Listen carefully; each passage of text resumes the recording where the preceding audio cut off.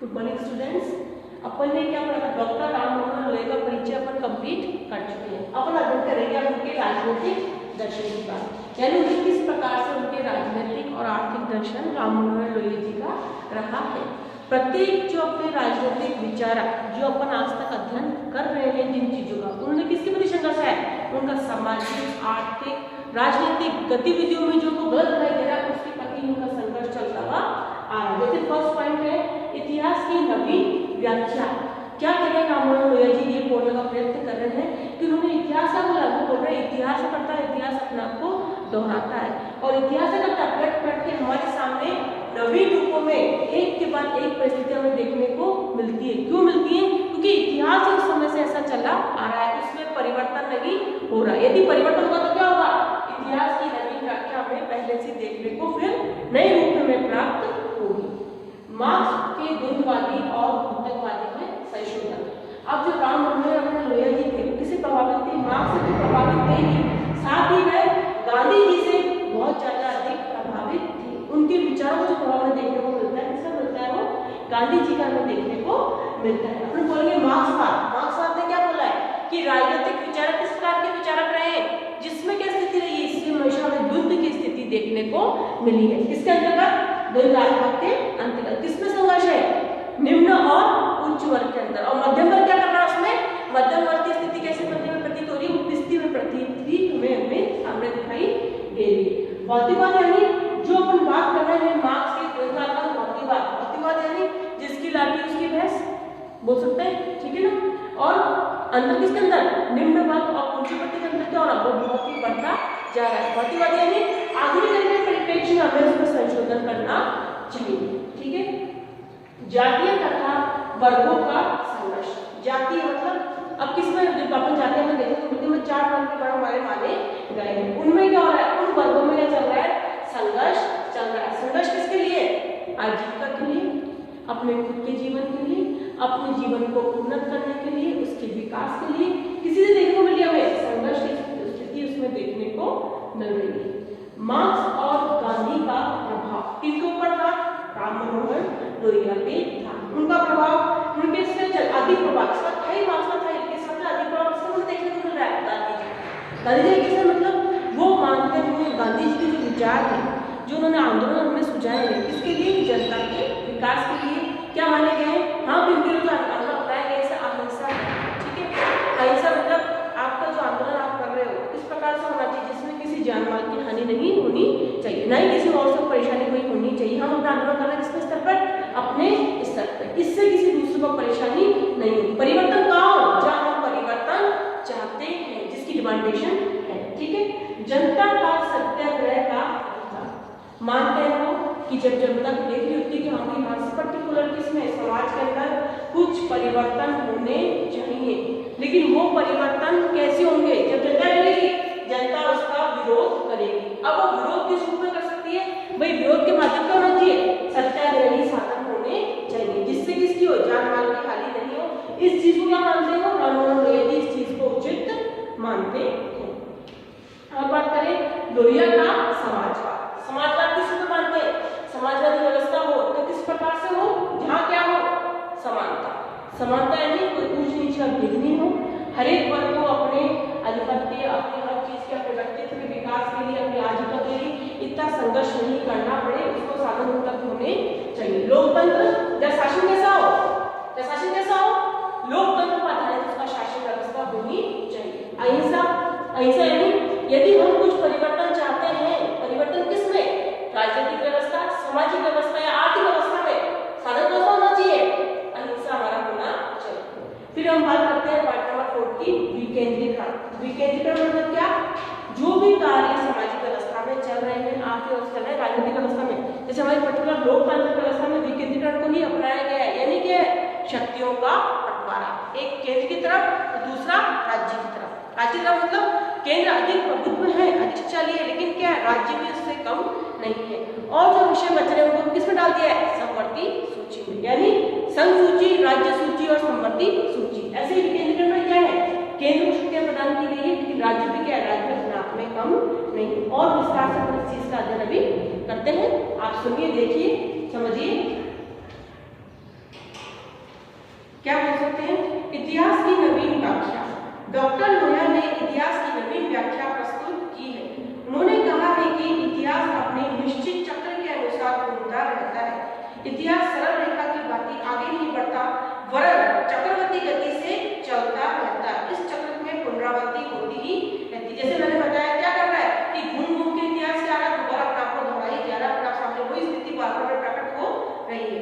लोहिया का ये चक्र सिद्धांत प्रसिद्ध यूनानी दर्शन किसके अनुसार है?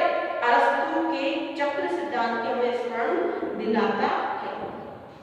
का स्मरण दिलाता है। समय चक्र की इस धारणा के अनुसार एक देश को उन्नति की चरम शिखर पर है और वह पतन के गत्र में गिर सकता है, और एक ऐसा समय भी आ सकता है जब पतन के गत्र में गिरा हुआ देश पुनः उन्नति करने लगे। इस प्रकार लोहिया द्वारा इतिहास की इस व्याख्या कार्ल मार्क्स के सिद्धांत यानी आर्थिक व्यवस्था की धारणा से क्या है, बिल्कुल हमें भिन्न प्रतीत होती है। पॉइंट नंबर सेकंड, मार्क्स के द्वंद्वात्मक भौतिकवाद में संशोधन। लोहिया की मार्क्स द्वंद्वात्मक भौतिकवाद की धारणा से प्रभावित है, लेकिन उन्होंने इसे एक संशोधन के साथ ही स्वीकार किया है। स्वयं मार्क्स और उनके परंपरावादी अनुयायी केवल समर्थ पदार्थ के सत्ता को स्वीकार करते हैं और उससे ही एकमात्र नियामक तत्व मानते हैं। लोहिया ने इन परंपरागत मार्क्सवादियों की तुलना में चेतना पर अधिक जोर दिया है।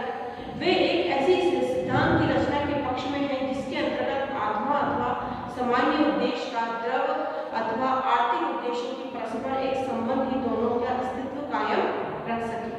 जातीय तथा वर्गों का संघर्ष। कार्ल मार्क्स ने वर्ग संघर्ष की धारणा का प्रतिपादन किया। लोहिया ने अपनी पुस्तक इतिहास चक्र में बताया है कि इतिहास में जातियों तथा वर्गों का संघर्ष देखने को मिलता है।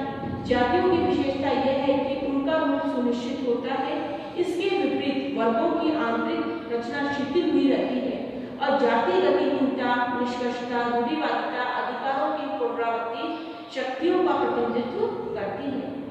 वर्ग सामाजिक गतिशीलता की प्रचंडता शक्ति में प्रतिनिधित्व होता है। वर्ग तथा जाति के बीच कड़ी की दौलत सा काम का अंतःक्रिया होती रहती है। ये दौलतन क्रिया इतिहास को गति प्रदान करती है। लोहिया के अनुसार अब तक के मानव इतिहास जातियों तथा वर्गों के बीच आंतरिक गति का इतिहास हमें देखने को मिलता है।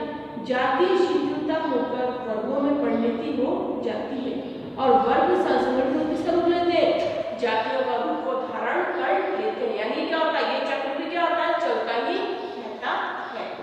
मार्क्स और गांधी का प्रभाव। मार्क्स ने इस पूरी शताब्दी को समाजवादी चिंतन का क्रांतिकारी स्वरूप दिया है।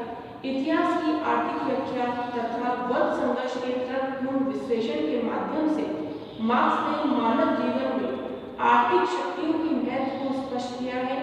इस संदर्भ में उसने अतिरिक्त मूल्यों के सिद्धांत का प्रतिपादन करके समाजवादी जीवन की बुराइयों में पूंजीवाद के बढ़ते हुए प्रभाव का विश्लेषण एवं उसे समाप्त करने की आवश्यकता एवं पद्धति को प्रस्तुत किया है। अतः अन्य भारतीय सामाजिकों के समान लोहिया ने इसे विश्लेषण का महत्व रखता है। लोहिया लिखते हैं, मार्क्सवादी दर्शन व्यक्तिगत संपत्ति के अधिकार को समाप्त करने के लिए महत्वपूर्ण योग देता है तथा इससे भी उच्च आधार पर मानसिक स्तर पर भी संपत्ति को समाप्त करने का समर्थक है, जिससे व्यक्ति और वातावरण क्या हो सके, दोनों में ही सुधार हो सके। क्या रहेगा, समझेंगे तो क्या रहेगा, संघर्ष की स्थिति उत्पन्न ही नहीं होगी। यानी मूलभूत आवश्यकता पूरी तो संपत्ति क्या है, इसमें आवश्यकता ही नहीं है। समाजवादी आज विश्व के रंगमंच पर है। समाजवादी दर्शन आज भी खुला है। गांधीवादियों के अतिरिक्त अन्य कोई विश्वास अधिक उपयोगी नहीं रहेगा। ये विचार हमें आशा प्रदान करता है कि यदि समाजवाद के वस्त्र में गांधी के विचार है और कार्य बांधे जा सके, तब निश्चय ही एक नई सभ्यता का क्या होगा, जन्म होगा और उससे प्राप्त क्या होगा, मानवीय शांति और सुखद जीवन की कामना की जा सकती है। फिर हम बात करें किसकी, कि लोहिया का समाजवाद। लोहिया समाजवाद में क्या मांग रहे, और उन्होंने क्या मांगा, शांति स्थापित के लिए क्या, यदि जनता चाहे राजनीतिक व्यवस्था में क्या हो सकता है, यदि जनता किसी बात से राजनीतिक व्यवस्था में सहमत नहीं है, उन्होंने क्या किया, जनता को अधिकार है किसका, सत्याग्रह के साधनों से अपनी अपनी बातें मनवाने का ये अधिकार कौन रखता है? जनता। साधन कैसा होना चाहिए? अहिंसा पर आधारित। उसमें परिवर्तन किसमें होना चाहिए? पर्टिकुलर राजनीतिक व्यवस्था में परिवर्तन हमें देखने को मिलने चाहिए।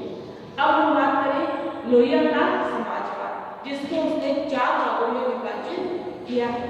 पहला है समानता और लोकतंत्र। डॉक्टर लोहिया परंपरावादी तथा संगठित समाजवाद के एक मरा हुआ सिद्धांत तथा वर्णशील व्यवस्था मानते हैं। इसको समाजवाद, इसलिए उन्होंने नवीन समाजवाद का नारा लगाया। इन समाजवाद तो कैसा होना चाहिए? नवीन रूप में प्राप्त होना चाहिए। नवीन समाजवाद की स्थापना के मूल आधार 4 हैं। ये आधार है समानता, लोकतंत्र, अहिंसा और विकेंद्रीकरण। डॉक्टर लोहिया का विचार है कि नवीन समाजवाद की ये आधार न केवल भारतीय वरन सारे संसार में माने जाने चाहिए। लोहिया ने इस बात पर बल दिया है कि विश्व संगठन की स्थापना से ही समाजवाद की प्राप्ति संभव है। इस प्रकार विश्व बंधुत्व पर आधारित विश्व संगठन उन्हें समाजवाद का 5वां आधार दिखाई देता है। यानी क्या? वसुधैव कुटुंबकम की भावना क्या होनी चाहिए? पूरे विश्व में ये वाली भावना स्थापित होनी चाहिए, जिससे क्या होगा? संपूर्ण समाज और विश्व की व्यवस्थाओं का और उद्धार होना संभव हो सकता है। जब भावना कैसी हो? वसुधैव कुटुंबकम। समानता और लोकतंत्र। लोहिया समाजवाद के प्रथम 2 आधार समानता और लोकतंत्र की व्याख्या के साथ साथ करते हैं। समानता नवीन सामाजिक व्यवस्थाओं का मूल तत्व है। लोहिया सर्वाधिकारवादी के प्रबल विरोधी हैं, लोकतंत्र के प्रबल समर्थक हैं। वे समाजवाद और लोकतंत्र को परस्पर पूरक मानते हैं। उनका कहना है कि नवीन समाजवादी व्यवस्था की स्थापना लोकतंत्री साधन के आधार पर की जानी चाहिए और समाजवाद की स्थापना के बाद ही लोकतंत्र को बनाए रखना होगा। समाज में समानता और लोकतंत्र को नवीन समाजवादी व्यवस्था का आधार मानकर उन्हें इस प्रसंग में निम्नलिखित सुझाव दिए हैं। पहला सुझाव है आय व्यय के क्षेत्रों में अधिकतम समानता उपलब्ध कराना। यानी हम जो आय कर रहे हैं और जो व्यय कर रहे हैं उनमें क्या अधिक से अधिक समानता विद्यमान होनी चाहिए। दूसरा, वयस्क मत अधिकार पर आधारित विश्व संसद की स्थापना। उस समय वो वयस्क मत अधिकार का समर्थन करते हुए दिखाई दे रहे हैं। कौन? लोहिया जी, राम मनोहर लोहिया। तीसरा, लोकतांत्रिक एवं राजनीतिक स्वतंत्रता प्राप्त करना। अब क्या है? शासन लोकतंत्र क्या होना चाहिए? लोकतांत्रिक और राजनीतिक व्यवस्था में क्या स्वतंत्रता हमें प्राप्त होनी चाहिए, क्योंकि विश्व के सभी देशों में आर्थिक निर्भरता बहुत अधिक बढ़ गई है। इसलिए संपूर्ण विश्व में जीवन स्तर को ऊंचा करना होना भी क्या होना संभव होना चाहिए। लोकतंत्र के सारे विश्व में सुरक्षित रखने के लिए विचारों को प्रकट करने और समुदाय बनाने की स्वतंत्रता प्रदान करना। लोकतंत्र की रक्षा के लिए सामाजिक तथा व्यक्तिगत स्वतंत्रता सुरक्षित रखना। सरकार द्वारा बलपूर्वक अनुचित कार्य कराए जाने का विरोध करना। किसके माध्यम से? सत्याग्रह के माध्यम से। इसी हेतु गांधी जी द्वारा बताए गए व्यक्तिगत और सामूहिक समन्वय आज्ञा आंदोलन जनता को आज्ञा प्रदान करना। डॉक्टर लोहिया के अनुसार समाजवाद की स्थापना से पहले समग्र विश्व के लोगों को एक सूत्र में बांधना होगा, तभी इन आदर्शों को व्यावहारिक रूप प्रदान किया जा सकेगा। फिर हम बात करते हैं अहिंसा की। समानता व लोकतंत्र का पॉइंट खत्म है हमारा। तीसरा नंबर पॉइंट है अहिंसा। डॉक्टर लोहिया सिंह और रक्तपात के विरुद्ध थे। वे कार्ल मार्क्स की इस बात से सहमत नहीं थे कि नवीन सामाजिक व्यवस्था की स्थापना के लिए हिंसा या बल का प्रयोग और अपनाना चाहिए। उनको क्या मार्क्स की भक्तिवाद की का वर्ग संघर्ष होना चाहिए कि उच्च नीच का मतलब उस पर आधिपत्य स्थापित हो तो शोषण उस प्रकार की व्यवस्था क्या है लोहिया उनका समर्थन नहीं कर रहे। मार्क्स की इस बात से वो सहमत नहीं थे। ठीक है, वो क्या मानते थे? लोहिया को महात्मा गांधी के सत्याग्रह और अहिंसा में अटूट क्या था? विश्वास था। उनका विचार था कि अहिंसक साधनों के आधार पर ही समाजवाद की स्थापना की जा सकती है और यही क्या है? यही एकमात्र से उचित मार्ग है जिसको क्या करना चाहिए? इसको अपनाया जाना चाहिए। अनुचित मार्गों से हम कभी भी अपने लक्ष्य की प्राप्ति नहीं कर सकते। वे संसदीय ढंग से समाजवाद लाना चाहते थे और पूंजीवादी को क्या करना चाहते? वो विश्व को समाप्त करना चाहते थे। पूंजीवाद क्या हो सके? एक प्रकार से पूर्ण रूप की समाप्ति हो सके। समाजवाद की स्थापना के लिए उनका मार्ग है खेती और कारखाना वे पैदावार की जो कोई साधन है, संपत्ति है, उनको राष्ट्रीय संपत्ति बनाओ और उसको समाज की संपत्ति बनाओ। पॉइंट नंबर 4, विकेंद्रीकरण। विकेंद्रीकरण से पहले क्या है? एक प्रकार से शक्तियों का बंटवारा है। 4 स्तरीय या चतुस्तरीय विकेंद्रीकरण राज्य की कल्पना। राजनीतिक क्षेत्र में विकेंद्रीकरण व्यवस्था की स्थापना के लिए लोया ने 4 स्तंभ वाले राज्यों की कल्पना की है। इस 4 स्तंभ वाले राज्यों में विकेंद्रीकरण तथा विकेंद्रीकरण के परस्पर विरोधी धारणाओं का समन्वय स्थापित किया गया है। इन 4 स्तंभों वाले राज्यों में पहला कौन सा आएगा? ग्राम, दूसरा मंडल, तीसरा प्रांत तथा राज्य, और स्तंभ केंद्र अथवा केंद्र सरकार होगी। मैं जैसे पहले बताया कि 2 प्रकार के शब्दों में विभाजन है, किसमें? केंद्र और राज्य में। प्रभुत्व किसके पास है? केंद्र के पास ही स्थापित है। तो शक्तिशाली कौन है? केंद्र है। और वैसे कौन है? इसका विभाजन किया गया किसमें? ग्राम, मंडल, प्रांतों और केंद्र तथा केंद्र सरकार। मुख्य प्रभुत्व कौन है? केंद्र सरकार। प्रत्येक स्तंभ अथवा यानी ग्राम, जिला, प्रांत अथवा राज्य और केंद्र के कार्यों को शक्तियां निर्धारण कर दी जाएगी। ग्राम, मंडल और नगरों में पंचायत की स्थापना की जाएगी, जो कल्याणकारी नीतियों के कार्य की जिम्मेदारी अपने ऊपर लेंगी। वर्तमान समय में जिला स्तर पर जिलाधीश के पदों की व्यवस्था है। लोहिया इसे जिलाधीश पद की प्रशासनिक केंद्र के प्रतीक मानकर इस पद को समाप्त करने की आवश्यकता पर बल देते हैं। 4 स्तंभ वाले इस राज्य की व्यवस्था में प्रत्येक इकाई को अपने अपने कार्य के अनुसार महत्व बना रहेगा। इन 4 इकाइयों की कार्य योग्यता संघवाद की व्यवस्था के अंतर्गत एकीकृत कर दिया जाएगा। यानी क्या? यदि लोकतंत्र व्यवस्था तो कौन सी आएगी? संघात्मक व्यवस्था। संघात्मक व्यवस्था में क्या होता है? केंद्र और राज्य के बीच शक्तियों को बढ़ाना में देखने को मिलता है। उन्होंने न केवल राजनीतिक केंद्रीकरण वरन आर्थिक क्षेत्र में भी केंद्रीकरण व्यवस्था को अपनाने की बल दिया है। उन्हें विकसित पूंजीवाद और सामाजिक व्यवस्था वाले राज्यों की तरफ बड़े-बड़े कार्यालय इलाकों में मशीनों के उपयोग को महत्व प्रदान किया है। प्रथम, उपभोग पर प्रतिबंध। लोहिया ने इस बात पर बल दिया है कि नियंत्रण तय करने की क्षमता होना चाहिए, न कि केवल आय का। द्वितीय, उन्होंने इस बात पर बल दिया है कि उत्पादन की प्राथमिकता निर्धारण दृढ़ता के साथ होना चाहिए। हीनता के प्रभाव में उपभोक्ता समूह में बल होना चाहिए। इस बात को दुख है कि संपत्ति के प्रति जितना ज्यादा मोह हिंदुस्तान में, उतना ज्यादा किसी और देशों में नहीं होना चाहिए। लोहिया पर मार्क्स के प्रभाव सीमित ही है। मार्क्स की तुलना में उनके समावेश दर्शन में गांधी का प्रभाव अधिक देखने को मिलता है। इसके प्रश्न क्वेश्चन किसका? Doctor VP. वर्मा लिखते हैं कि भारत के समाजवादी दल में अन्य नेताओं आचार्य नरेंद्र देव और जयप्रकाश नारायण आदि की तुलना लोहिया के गांधीवादी विचारधारा से हमें अधिक प्रभावित किया है। यानी लोहिया क्या कहना चाह रहे हैं? लोहिया बोलना चाह रहे हैं विकेंद्रीकरण व्यवस्था, यानी किसको बांटा उन्होंने? ग्राम को, प्रांत को, फिर संघात्मक व्यवस्था का समर्थन करते हुए केंद्र व राज्य में क्या हो रहा है? शक्तियों का बंटवारा। आधिपत्य किसके पास है? केंद्र के पास। लेकिन उधर साथ साथ विकास किसका हो? सामाजिक, आर्थिक, राजनीतिक व्यवस्था, सभी व्यवस्थाओं का क्या होना चाहिए? विकास होना चाहिए। उसके लिए क्या आवश्यक है? कि कार्यों क्या हो जाए? कार्यों का बंटवारा हो जाना चाहिए। ग्राम स्तर पर ग्रामों के स्तर पे, राज्यों का अलग स्तर पे, प्रांतों का अलग स्तर पे कार्यों का बंटवारा हो। और जैसे लोकतंत्र व्यवस्था कौन सी व्यवस्था है? संघात्मक व्यवस्था भी इसके अंतर्गत ही आएगी। संघात्मक व्यवस्था में क्या होता है कि केंद्र और राज्य में क्या है? शक्तियों का बंटवारा हमें देखने को मिलता है। प्रभुत्व कौन है? केंद्र। इसी प्रकार केंद्रीय व्यवस्था को अपना चाह रहे हैं, केंद्रीय व्यवस्था को अपना चाह रहे हो राज्य के अंदर भी, केंद्र के अंदर भी, गांव के अंदर भी और प्रांतों के अंदर भी वो विकेंद्रीय व्यवस्था का समर्थन कर रहे हैं। इसके अनुसार और क्या कर रहे हैं? वो कह रहे हैं कि व्यक्ति में सारा झगड़ा किसका है? सारा झगड़ा ही संपत्ति का है। तो संपत्ति क्या होनी चाहिए? संपत्ति होनी चाहिए कम, ताकि क्या हो सके कि पर्टिकुलर संपत्ति जब कम होगी तो संघर्ष वाली स्थिति अपना आप ही समाप्त हो जाएगी। आज के लिए इतना था नहीं, बाकी जो आपको 2 पॉइंट बचे हम नेक्स्ट क्लास में इसका अध्ययन करेंगे। Thank you.